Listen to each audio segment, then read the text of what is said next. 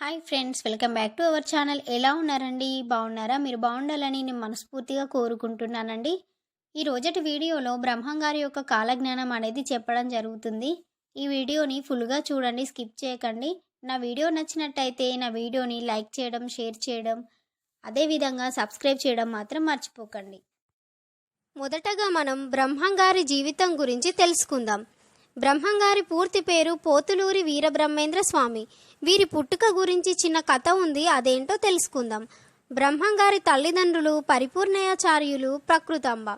ఈ దంపతులిద్దరూ సంతానం కోసం కాశీయాత్ర చేయగా వీరు కాశీ నగరంలో ఉన్నప్పుడు ఈ దంపతులకు శివుడు కలలో కనిపించి విష్ణువు మరో రూపంలో ఆమెకు జన్మిస్తాడని చెప్తాడు. ఇక ఈ కళ అనంతరం ప్రకృతాంబ గర్భం దాల్చడం జరుగుతుంది. అలా నవమాసాలు నిండుతున్న సమయంలో వాళ్ళ సొంత ఊరికి వెళ్తుండగా దారి మధ్యలో అనగా సరస్వతీ నది సమీపంలో ఆమె మగబిడ్డకి జన్మనివ్వడం జరుగుతుంది. ఈ దంపతులకు ఆ సంతోషం ఎక్కువ కాలం నిలవలేదు. బ్రహ్మంగారు పుట్టిన మరుసటి రోజున తన తండ్రి పరిపూర్ణయాచార్యులు మరణించడం జరుగుతుంది. ఇక తల్లి ప్రకృతాంబ తన బిడ్డ బ్రహ్మంగారితో ఆ ప్రాంతానికి దగ్గరలో ఉన్న ఆత్రి మహాముని ఆశ్రమానికి చేరుకొని తన బిడ్డను పెంచి పెద్ద చేయమని మునులను కోరి అక్కడే ఆమె కూడా తనువు చాలించారు. అలా బ్రహ్మంగారు రోజుల వయసులో ఉన్నప్పుడే ఒంటరివారయ్యారు. బ్రహ్మంగారు బిడ్డగా ఆశ్రమంలో ఉన్న సమయంలో వీరభోగచార్యులు, వీరపాపమ్మ అనే ఇద్దరు దంపతులు సంతానం కలగటం కోసం పుణ్యక్షేత్రాలు సందర్శిస్తున్న సమయంలో అందులో భాగంగానే ఈ ఆత్రి మహాముని ఆశ్రమానికి చేరుకుంటారు. సంతానం కోసం ఎంతో పరితపిస్తున్న ఈ దంపతుల్ని చూసి ఆ ఆత్రి మహాముని ఈ పసిబిడ్డను మీరు పెంచుకోండి అని ఇస్తారు. అలా చివరికి బ్రహ్మంగారు ఈ దంపతుల వద్ద పెరగడం జరుగుతుంది. చిన్న వయసు అంతా కూడా బ్రహ్మంగారు వారి వద్దే పెరుగుతారు.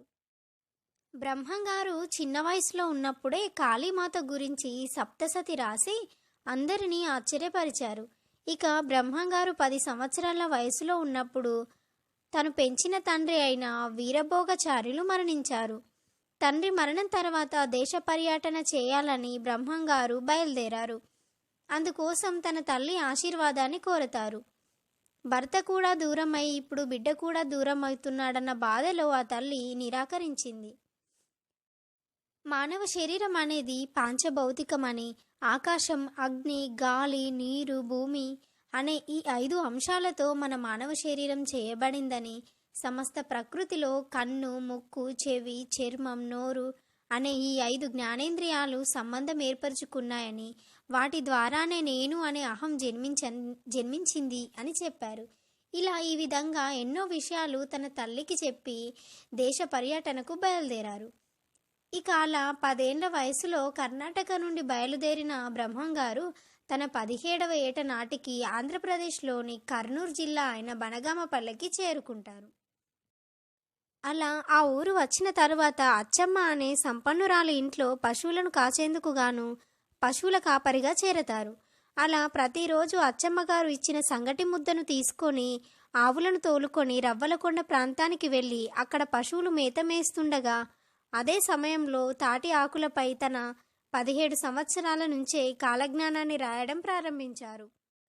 ఇలా అంత చిన్న వయసులో కాలజ్ఞానాన్ని రాయడం చూసిన తన తోటి పశుకాపరులు చాలా ఆశ్చర్యపడి ఆ విషయాన్ని అచ్చమ్మగారికి చెప్పగా అచ్చమ్మగారు వచ్చి అది చూసి ఆశ్చర్యపోతారు. చిన్నవాడివి, పశువుల కాపరివి అని చిన్నచూపు చూసినందుకు నన్ను క్షమించమని అచ్చమ్మ కోరుతుంది. తనకి జ్ఞానోపదేశం చేయమని కూడా కోరుతుంది. అందుకు బ్రహ్మంగారు అంగీకరిస్తారు. ఇక ఇలా బ్రహ్మంగారిని గుర్తించిన అచ్చమ్మగారు బ్రహ్మంగారు తపస్సు చేసుకోవడానికి వీలుగా తన గృహ ప్రాంగణంలో నేలమట్టాన్ని నిర్మించింది. ఇక అక్కడే బ్రహ్మంగారు 14,000 తాళపత్రాలను తన జీవిత కాలంలో రాసి వాటిని అక్కడే మట్టిలో పాతిపెట్టి దానిపైన ఒక చింత చెట్టును నాటారు. ఇక ఆనాటి నుండి గ్రామంలో ఏదైనా ప్రమాదాలు, ఆపదలు కలుగుతున్నాయంటే ముందుగా సూచనగా ఆ చింత చెట్టు యొక్క పూలు రాలుతాయని అక్కడి ప్రజల నమ్మకం. ఈ చింత చెట్టుకు నిత్యం దీపారాధన చేస్తారు. ఇక బ్రహ్మంగారి మీద ప్రేమతో శివకోటయ్య అనే బ్రాహ్మణుడు తన కుమార్తెను వివాహం చేసుకోమని కోరగా అందుకు బ్రహ్మంగారు అంగీకరించి ఆమెను పెళ్లి చేసుకోవడం జరుగుతుంది. బ్రహ్మంగారికి 6 సంతానం కలుగుతారు. బ్రహ్మంగారు కాలజ్ఞానం గురించి ఏం రాశారో తెలుసుకుందాం. మొదటగా కాశీ పట్టణంలోని దేవాలయం 40 రోజులు పాడవుతుందని చెప్పారు. దీనిని బట్టి చూస్తే 1910-1912 మధ్యలో గంగా నదికి బాగా వరదలు వచ్చాయి. ఆ సమయంలో అక్కడ కలరా వ్యాపించింది. దీనివల్ల కాశీ పుణ్యక్షేత్రం సందర్శించేందుకు భక్తులెవరూ వెళ్ళలేదు. వరదలు తగ్గి మళ్ళా కాశీకి వెళ్ళటానికి 40 రోజులు పట్టిందంట. దీనిని బట్టి చూస్తే రెండవది, ఒక అమ్మ 16 సంవత్సరాలు దేశాన్ని పరిపాలిస్తుందని కాలజ్ఞానంలో చెప్పబడింది. దీనిని బట్టి చూస్తే ఇందిరాగాంధీ. ఇక మూడవది, తెర మీద బొమ్మలు గద్దెలెక్కుతాయి, రంగులు చూసి ప్రజలు మోసపోతారు. దీనిని బట్టి చూస్తే ఎన్టీఆర్, జయలలిత, ఎంజీఆర్. ఇక నాలుగవది, రాజనగరాలు రాజుల పాలన నశిస్తాయని చెప్పారు. దీనిని బట్టి చూస్తే ఇప్పుడు భారతదేశంలో రాజరిక వ్యవస్థ లేదు, ప్రభుత్వ వ్యవస్థ ఉంది. ఎన్నికల్లో ప్రజలు గెలిపిస్తేనే అధికారంలోకి వస్తారు. ఇక ఐదవది, ఆకాశంలో పక్షి వాహనాలు కూలి అనేక మంది మరణిస్తారని రాశారు. బ్రహ్మంగారు కాలజ్ఞానం రాసేటప్పుడు అసలు విమానమే లేదు, పుష్పక విమానం అంటూ పురాణ కథల్లో ఉన్నాయి. దీనిని బట్టి చూస్తే విమాన ప్రమాదాలు జరుగుతున్నాయి, అందులో ఎంతోమంది చనిపోవడం జరుగుతుంది. ఇక ఆరవది, జనసంఖ్య విపరీతంగా పెరిగిపోతుందని రాశాడు. ఇప్పుడు ప్రపంచ జనాభా విపరీతంగా పెరిగిపోయింది. దీనిని బట్టి చూస్తే మన భారతదేశ జనాభా 140 కోట్లు దాటింది. ఇక ఏడవది, బ్రాహ్మణుల అగ్రహారాలు నశించిపోతాయని చెప్పారు. 100 సంవత్సరాలకు ముందు కూడా బ్రాహ్మణులకు 100 ఎకరాల్లో అగ్రహారాలు ఉండేవి. కానీ ప్రస్తుతం ఎక్కడ కూడా ఒక్కటి కూడా కనిపించడం లేదు. ఇక ఎనిమిదవది, హైదరాబాదులో ముస్లిం హిందువులు ఒకరికొకరు కిరాతకంగా చంపుకుంటారని రాశారు. దీనిని బట్టి చూస్తే 20 సంవత్సరాలకు ముందు మత కలహాలు జరిగాయి. అది కూడా కేవలం ముస్లిం హిందువులకు మధ్య మాత్రమే ఎక్కువగా జరిగాయి. ఇక తొమ్మిదవది, వేశ్యల వల్ల ప్రజలు భయంకర రోగాలకు గురి అవుతారని, వావి వరుసలు లేకుండా మనుషులు మృగంలాగా మారతారని చెప్పారు. ఇందుకు ఎగ్జాంపుల్ ప్రస్తుతం ప్రపంచాన్ని భయపెడుతున్న ఎయిడ్స్ వ్యాధి. ఈ ఎయిడ్స్ వ్యాధికి మందే లేదు. ఈ వ్యాధి వచ్చిన వారికి మరణించక తప్పదు. ఇంకా అక్రమ సంబంధాలు విపరీతంగా పెరిగిపోతున్నాయి. విదేశీయులు వచ్చి భారతదేశాన్ని పరిపాలిస్తారని చెప్పారు. దీనిని బట్టి చూస్తే బ్రిటిష్ వారి వద్ద భారతదేశంలోని ప్రజలు కొన్ని సంవత్సరాలు బానిసలాగా బ్రతికారు. ఇక ఇప్పుడు 10వది, చిత్ర విచిత్రమైన యంత్రాలు వస్తాయి కానీ మనిషి యొక్క చావు పుట్టుకను మాత్రం కనుగొనలేకపోతాయి అని కాలజ్ఞానంలో బ్రహ్మంగారు చెప్పారు. దీనిని బట్టి చూస్తే కాలు విరిగితే రాడు వేస్తున్నారు, కాలు లేకుంటే కృత్రిమ కాలు పెట్టడం జరుగుతుంది. గుండె మార్పిడి దగ్గర నుంచి ఎన్నో ఆపరేషన్లు జరుగుతున్నాయి. ఇలా మన దేశం ఎంతో అభివృద్ధి చెందింది నిజమే, కానీ చావు పుట్టుక యంత్రాన్ని ఇప్పటి వరకు మాత్రం తయారు చేయలేదు. ఇప్పుడు 11వది, రావణ కాష్టంలో కల్లోలం చెలరేగి దేశాన్ని అల్లకల్లోలం పెట్టును అని కాలజ్ఞానంలో రాశారు. దీనిని బట్టి చూస్తే రావణుడి దేశం అంటే శ్రీలంక. శ్రీలంక వాసులకి తమిళులకు మధ్య జాతి కలహాలు మొదలయ్యాయి. చివరికి ఆ గొడవే భారత ప్రధాని రాజీవ్ గాంధీని బలుకొన్న విషయం తెలిసిందే. ఇక 12వది, గట్టివాడైన పొట్టివాడు ఒకడు దేశాన్ని పాలిస్తాడని బ్రహ్మంగారు చెప్పారు. దీన్ని బట్టి చూస్తే ఇప్పటి వరకు దేశాన్ని పాలించిన వాళ్లలో పొట్టివాడు అయిన లాల్ బహదూర్ శాస్త్రి సమర్థవంతంగా పాలనను అందించాడు.